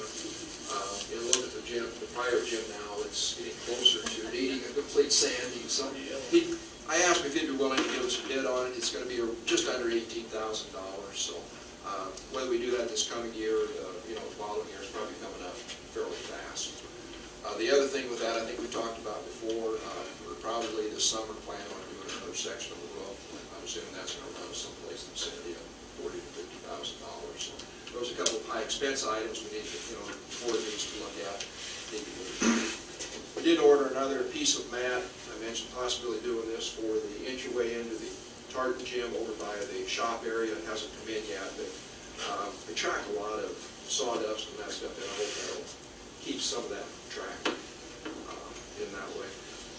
And I don't know if you got information from the NESB on, we here a couple months ago, they had the Region 17 had a position open. Evidently, somebody that was on there didn't get reelected, so that position is reopened. If you're interested, let me know. I'll be happy to put your name in for that. I'm assuming, did you get information on that, board members? Okay. I'm just going to hand this information out. This is the, for lack of a better terminology, I call it the federal programs budget. It's just kind of a list of where we plan on spending some of our federal monies and special education monies. These grants, I think, finally got them approved, I believe. My percent, I would have flunked grant application last year. I got one of them back 2 different times, but we finally got through it. Basically, the Title I, we spend most of our Title I money on salaries and benefits. It's just easier to do it that way. The Title IIA, I think I talked about this earlier. In the past, I've taken this money and transferred it into what's called Title V. We've spent that money on technology for the most part. We can no longer do that starting this year. So I think I mentioned earlier what we will do is basically Ms. Wobbs' salary, most of it will be paid out of this grant money, Title II money, which works out kind of nice. They pay about half of their salary for adding a teacher for the kindergarten program. The REAP money, a little bit less. I think this last year we got around $18,000. We get a little bit less money. In the past, we spent this mostly for technology, and it's really a grant that you have a lot of flexibility with. I think Gene and I both agree if all of the grants were like this, it would be fantastic. You spend the money and send it and say we spend it, they reimburse you for it, done. They don't question it, they don't do anything, so that's really nice. And then the SPED grants, we have different areas for the IDA programs, preschool, enrollment poverty, and Ruth Miller from the service unit is very good about coming out and helping put this together. It's very similar to the application we turned in last year, but when we get bills from the special education, or from the service unit special education services, Gene kind of knows where to code them then. So at the end of the year, it's a little smoother transition and getting hopefully paid. We just actually got last year's money today. I think I got noticed, I think on Friday, that they had approved it finally. We had a little, I don't know if they ever changed anything or not. They disagreed with something we sent in and then decided that they made a mistake or something. Got that approved, we got paid, so then we resubmitted the one for next year. So give you just an idea where we're spending those monies. Revision grant we've talked about before. We had a conference call on Friday with Corey Upton from the State Department and the superintendents from 5 schools. We're each going to proceed on our own communities with the revision grant as far as holding community meetings and businesses and communities and that thing. And this time we're not going to do the 5 schools together, although we will. After we each have the community meetings in probably January or February, we'll get the teachers from those groups as we did the meeting in Osmond we had here, I think it was in October. Have a meeting like that, get them all back together and conceptualize some things that we've done. So that's kind of where that's at. It's kind of a surprise this morning. I received a resignation. Elaine Hampton has turned in her resignation. She will be resigning effective at the end of this semester. So we will be advertising for probably another pair of positions. So, just let you know. And I think that's everything that I have. Unless you got some questions. How are we doing with the traffic pattern over at the elementary after school? I looked at some signs we can order for that. Mike stopped in the other day, I'll let him make a comment, but I just- not to put you on the Yeah, spot. that's fine. Forgot about it. I listened to you guys previously, but I didn't know what you were talking about, because I'd never been in that situation, picking up kids over there. So I picked them up the other day, and we went and sat over there, just watched people. And about half the people walk up, get their kids, and walk back to their car, and the other half of the kids just take off and run across between their cars. It looks to me like if you just make it mandatory, the kid doesn't leave the sidewalk until there's an adult there to pick him up, the problem's solved. I mean, I know there's possibly some grandparents that's maybe not physically able to do that very easy, and maybe designate a couple parking areas that reserved for that, and you have a teacher or an aide out there, and they can walk those kids, or if that car is right there in front, and watch that they're getting to that car. I think that would solve most problems, personally. That was my opinion.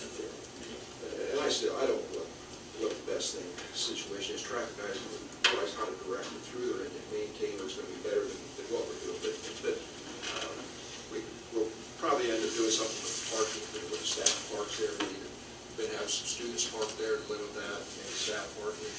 I think we can control a little bit about, probably the direction of flow there probably helps. I would think the direction would help a lot. Everybody's looking the same. I talked to Gail, he would look forward to not having to go park right there by his yard, so I think we put up no parking signs there, probably bring the traffic in from the north to the south, from all directions, I think probably the best thing, so. One, there's no Sooner than later. designated parking area, you got grass, you got a sidewalk, you got a road, and people just park everywhere and anywhere, there's no designated parking area. Looks like it's a little different now, because you got those cones. They always been there? No, well, yeah, but then trucks tried to get in, so then that didn't work quite so well, and then we moved them. Gail put some signs up that people just ignored, so that's why we have the order or something, you'll see. They actually say stuff parking. Because there's nobody parking on that curb anymore. And then there's a whole lot of people parking out of there.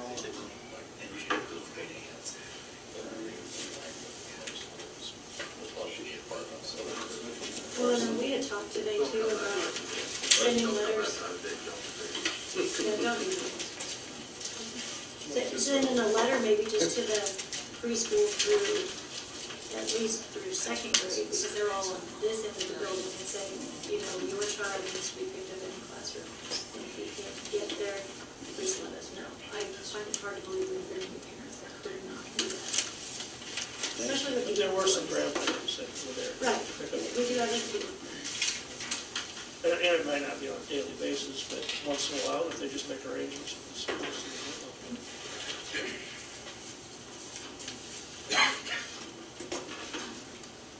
Quick question, if we go into closed session, can we ask someone to stay? You sure you've done it?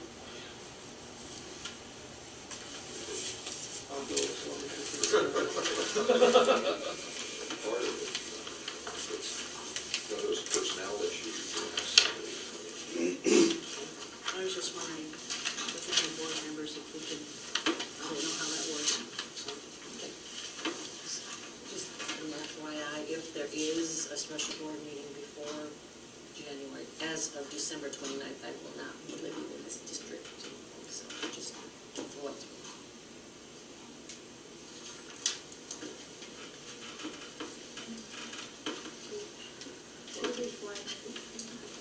Just come down to your mail. We don't want to relax that on that. I make a motion to enter the closed session to discuss Mr. Hall's evaluation. Second? It's been moved and seconded to go to closed session to evaluate Commissioner Arts. Roll call.